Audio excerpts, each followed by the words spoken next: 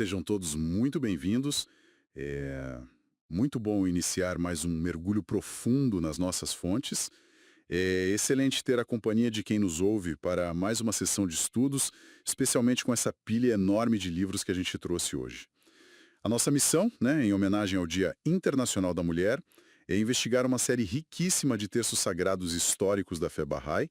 O nosso objetivo é tentar compreender a ascensão da mulher e a sua conexão direta com a unidade da humanidade nesta nova era. E olha, é uma pilha de respeito mesmo, viu? Nós temos muita coisa para cobrir. Sem dúvida, temos sobre a mesa ah, obras que são fundamentais. O Kitab Aqdas, a promulgação da paz universal, a presença de Deus, Baha'u'llah and the New Era, Selections from the Writings of Abd Baha, Paris Talks e a seleção dos escritos do Bab. É um material bem, profundo, fascinante e transformador para quem busca entender a igualdade de gênero não só por uma lente social, mas por uma lente espiritual e histórica. Exatamente.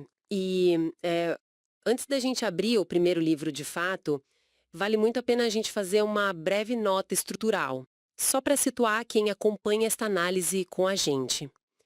Ao longo da nossa conversa de hoje, vamos mencionar muito o nome de Bahá'u'lláh, que é o fundador desta fé, e também o de Abdu'l-Bahá. Certo. E como eles se conectam nessa literatura toda? Porque eu vejo que alguns livros aqui são de um e outros são do outro, né? A dinâmica funciona assim. Bahá'u'lláh, em suas obras centrais como o Kitab Aqdas, que, explicando de uma forma bem simples, é o seu livro mais sagrado, um livro de leis, e também no Kitab Ad, que é o livro do seu convênio, tipo o seu testamento, ele designou explicitamente seu filho mais velho, Abdu'l-Bahá, como centro de seu convênio e o intérprete autorizado de suas palavras. Entendi. Então não é apenas um teólogo qualquer ou um acadêmico que está interpretando os textos do pai. É a lente interpretativa oficial que foi designada no próprio texto sagrado. Perfeito. É exatamente através dessa lente interpretativa que a nossa análise vai se desdobrar aqui hoje. Certo, vamos desdobrar isso então.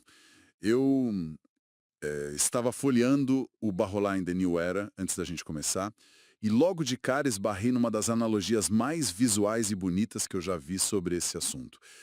O texto propõe que a humanidade seja vista como uma ave que possui duas asas. Uma asa é a masculina e a outra é a feminina. É uma imagem muito simples, mas, nossa, de um peso filosófico gigantesco.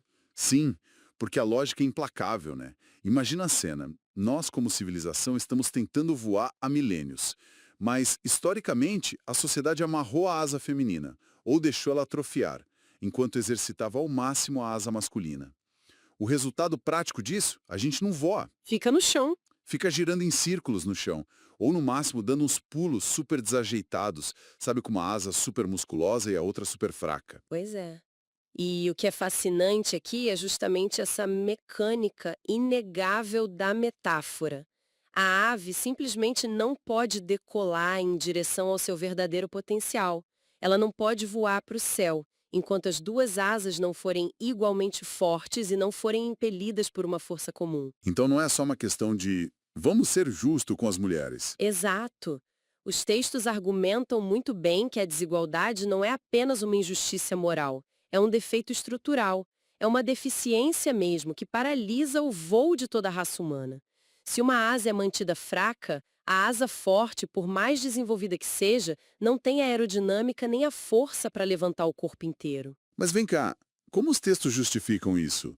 Eles usam algum argumento lógico ou natural mesmo para provar que essa igualdade é inerente e não só uma ideia poética bonita? Usam sim. Em A Promulgação da Paz Universal, a gente encontra um convite direto para observarmos a própria natureza. O texto nos pede para olhar para os reinos vegetal e animal. Pegue o exemplo de uma tamareira ou de uma figueira. E o que acontece com a figueira ou a tamareira? Nesses reinos não há distinção de superioridade entre o macho e a fêmea da espécie. O macho da tamareira não se vangloria de ser superior. A fêmea frutifica em abundância. Ambos são absolutamente iguais em capacidades, nas funções vitais e nos privilégios na natureza. Não existe uma hierarquia de valor que seja baseada no sexo. Caramba, isso coloca um espelho diante da humanidade, não é? Quer dizer, a natureza não tem complexo de superioridade. Nenhuma. Então, o texto levanta essa questão. Se nos reinos inferiores da existência, onde não há intelecto racional, a igualdade é regra absoluta, como pode o ser humano, que é dotado de inteligência e consciência divina, criar e justificar essa distinção tão opressora? É quase um constrangimento cósmico para a humanidade. E o que eu achei interessante é que as fontes apontam de onde veio essa ideia de superioridade masculina. Não veio de uma verdade espiritual profunda. Veio da pura força física, né? Sim, pura ignorância e superstição de épocas passadas. O texto descreve que a ideia de inferioridade feminina é uma construção baseada inteiramente na força bruta e em táticas militares. Como os homens eram fisicamente mais fortes e o mundo operava na base da espada, a mulher foi subjugada. Mas do ponto de vista divino, o cenário muda. Completamente. Do ponto de vista divino, as fontes são categóricas. Deus não tem gênero. Deus criou toda a humanidade à sua própria imagem e semelhança. A única distinção real entre os seres humanos aos olhos do Criador não tem nada a ver com a anatomia. Tem a ver unicamente com a pureza do coração e a retidão das ações. Essa quebra de paradigma é gigantesca. Mas, lendo a pilha de hoje, fica claro que eles não ficam apenas filosofando. Tem leis práticas, leis quase cirúrgicas para mudar a realidade do mundo. E isso nos leva à ferramenta principal dessa transformação, que é a educação. A educação universal, o verdadeiro motor da nova era. Pois é, lendo Kitab Áquidas, a educação deixa de ser uma mera sugestão ou um privilégio só das elites e se torna uma lei incontornável. É um dever absoluto dos pais providenciar a instrução tanto do filho quanto da filha. E isso levanta uma questão importantíssima nas obras de Abdu'l-Bahá, que detalham essa lei de forma genial. Há uma instrução bem específica para os casos de escassez financeira na família. Como funciona? Se uma família estiver numa situação de pobreza, sem recursos financeiros para educar todos os seus filhos, os escritos afirmam categoricamente que a educação das meninas deve ter prioridade. Ela é, na verdade, ainda mais importante que a dos meninos. Então, o que tudo isso significa? Vamos contextualizar para quem nos ouve. É muito fácil ler isso hoje e achar bonito e normal. Mas estamos falando de textos originados no Oriente Médio a partir do século XIX, numa cultura profundamente patriarcal. As mulheres muitas vezes não podiam nem sair de casa sem estarem cobertas, muito menos aprender a ler. Dizer a uma família pobre daquela época que, se o dinheiro acabar, o menino fica em casa e a menina vai para a escola, É um choque absoluto. sim, uma ruptura total. Mas por quê? Qual o motivo de colocar essa prioridade? A resposta está em quem forma a base da sociedade. As fontes explicam que as mães são as primeiras educadoras da próxima geração. O texto Bahá'u'lláh em The New Era usa uma analogia muito sensível. Compara as crianças a galhos verdes e tenros de uma árvore. Aquela ideia de que se você moldar enquanto é verde, É exatamente isso. Se o treinamento inicial for correto, esse galho cresce reto em direção ao sol. Se for feito de forma errada, ele cresce torto.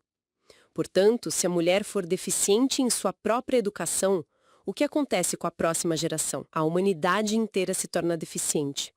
Porque é no colo materno que o conhecimento e o caráter começam a ser formados. é brilhante, faz todo o sentido lógico. Mas a influência da mulher educada, segundo os textos, não fica restrita apenas à casa, à criação dos filhos. E aqui, olha, essa leitura me deixou de queixo caído. Há uma transição clara onde a educação leva à participação política. E a participação política leva, no limite, à paz universal. Em A Promulgação da Paz Universal, a gente encontra uma ligação direta entre o sufrágio feminino, a igualdade de direitos e a extinção definitiva da guerra. Se conectarmos isso a um panorama maior das relações internacionais, o argumento de Abdu'l-Bahá é incrivelmente poderoso. Ele nos convida a olhar o mundo através da lente materna. Como isso funcionaria na prática? Como a mulher na política freia a guerra? É uma questão de vivência profunda. A mulher é quem suporta o sofrimento da gestação, as dores e as ansiedades intermináveis da criação de um ser humano ao longo de 20, 30 anos. O texto argumenta que quando as mulheres participarem completa e igualmente nos assuntos do mundo e entrarem com confiança na arena das leis e da política, a dinâmica muda. Claro, o valor da vida humana tem um peso muito diferente. Perfeitamente. Elas vão se recusar a enviar seus filhos, essas vidas que elas construíram com tanto sacrifício, para serem estraçalhados num campo de batalha. As mulheres, agindo coletivamente, vão se tornar o maior obstáculo para a guerra e o agente mais poderoso para o estabelecimento da paz universal e do arbitramento internacional. É de uma lucidez política assustadora, no bom sentido. A paz não vem só por um tratado. Vem por quem assina o tratado. E aqui é que a coisa fica realmente interessante. Porque a gente poderia ouvir tudo isso e pensar que são belos ideais para um futuro utópico, mas os textos documentam mulheres reais, que encarnaram essa revolução na prática. Mulheres que não ficaram na teoria. A história dessa fé é sustentada por heroínas. Sim. O texto traz exemplos. Ele menciona como Maria Madalena, sozinha, teve a força monumental de confirmar a fé dos discípulos quando eles vacilaram e fugiram após a crucificação. E cita como Babe conferiu à sua própria mãe um título imortal de reverência, chamando-a de Mãe dos Fiéis. Mas de todas as histórias, Chegamos nela. A incomparável Tahiri. eu estava ansioso para falar dessa parte. A incomparável Tahiri. Para quem está nos acompanhando, a gente pronuncia assim. Tahiri, com a tônica no primeiro A e o H aspirado bem suavemente. O relato sobre ela no livro A Presença de Deus é eletrizante. Quem foi ela? Tahiri foi uma figura extraordinária, uma poeta brilhante, um verdadeiro prodígio de conhecimento. E num ambiente dominado por homens, ela foi a única mulher a ser investida com o altíssimo grau espiritual de letra do vivente. E sendo uma letra do vivente, ela estava naquele círculo mais íntimo do BAP, certo? O impacto dela devia ser enorme. O livro a descreve como uma leoa e um facho aceso com o amor de Deus. Mas nós precisamos contar para quem nos ouve o que aconteceu na conferência de Badast, porque ali o mundo tremeu. O evento em Badast foi um rompimento sísmico. Estavam todos reunidos para declarar o nascimento de uma nova era e a ruptura com as restrições e tradições do passado. E o clímax desse evento aconteceu quando Tahiri, de repente, apareceu diante de todos aqueles homens, sem o véu. Apenas com o rosto descoberto, o que pra gente é tão normal hoje. Hoje não é nada, mas na Pérsia do século XIX, numa cultura estritamente ortodoxa, isso foi um choque indescritível. O ato de uma mulher se desvelar daquela forma era tão perturbador para a ortodoxia da época que o pânico tomou conta do lugar. O texto narra que um homem ficou tão em desespero com aquela ofensa que puxou uma lâmina e cortou a própria garganta. Sim, ele fugiu ensanguentado, muitos fugiram do local. Foi um choque psicológico violento.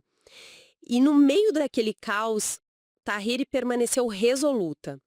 Com palavras veementes, ela soou a trombeta dessa nova era, abolindo ali, com a sua própria presença, as amarras do passado. É uma coragem indomável, mas que, tragicamente, teve o seu preço. O sistema reagiu e o martírio dela veio. Sim, ela foi condenada à morte pelo governo e clero. Mas mesmo diante da morte, o espírito dela não quebrou. Eu arrepio só de lembrar o que ela disse nos momentos finais. As palavras dela ao algoz ainda ecoam pelo mundo. Ela olhou para ele e disse: "Podeis matar-me quando quiserdes, mas não podereis impedir a emancipação das mulheres." É muito forte. E a presença de Deus conclui que a influência da coragem dela ainda beneficia as mulheres em todo o mundo. Não foi em vão. Ela plantou uma semente irreversível. Sem dúvida alguma.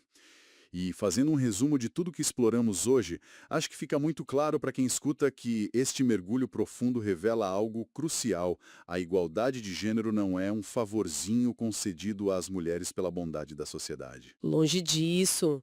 É um requisito. Um requisito essencial. Sem ele, a humanidade jamais vai alcançar a verdadeira civilização, a paz e a unidade. E sabe por que isso é tão vital para quem nos ouve hoje? Porque a gente vive num mundo de extrema sobrecarga de informações e debates sociais muito polarizados. Essa perspectiva histórica e espiritual que vimos hoje oferece clareza. Mostra que o avanço feminino não é de forma alguma uma competição agressiva contra os homens. É a cura de um corpo social que há milênios tentava operar com apenas um lado funcionando. É a cura daquela ave mancando que a gente falou no início. Perfeito. Por isso a gente convida a todos que sentiram essa faísca de curiosidade a continuarem sua livre pesquisa da verdade. Todos esses textos estão disponíveis e vocês podem acessar as fontes oficiais da comunidade Bahá'í do Brasil no site bahai.org.br.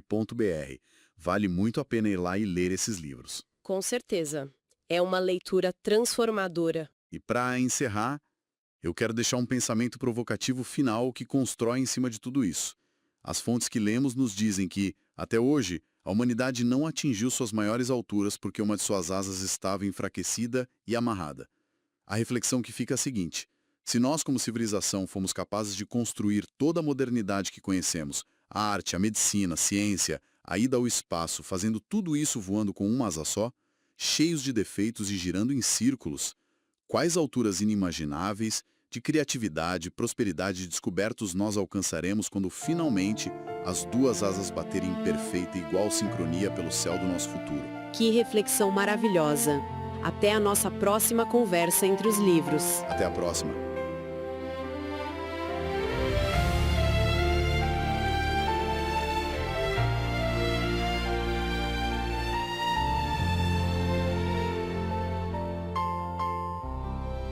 No horizonte de um novo dia, a verdade se revela. A humanidade é como uma ave que anseia pelo céu, mas ninguém alcança as alturas com apenas um voo.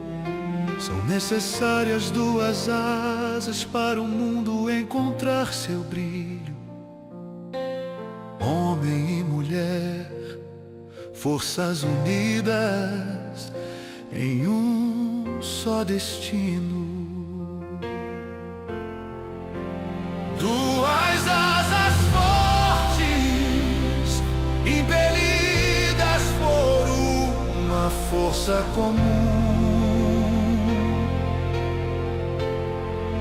sem distinção de gênero, aos olhos do Senhor, a justiça é o palho onde repousa a existência.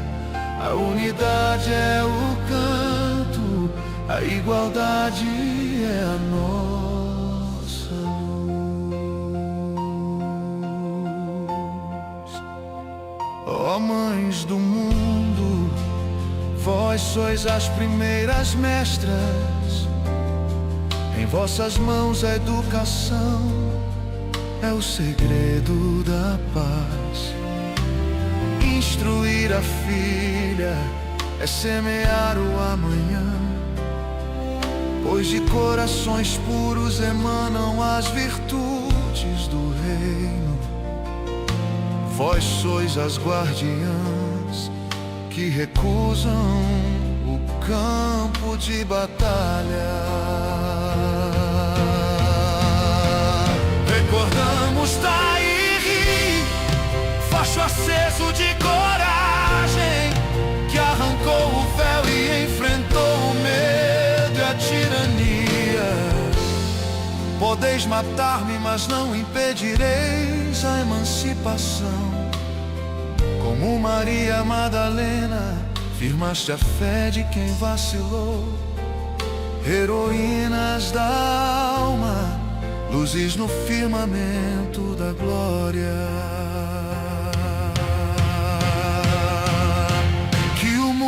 Se torne um jardim de cores variadas, onde a pureza do coração é a única medida. Humanidade livre, voando enfim para a paz universal. As duas asas juntas, sob a sombra do Deus de amor. Sob a sombra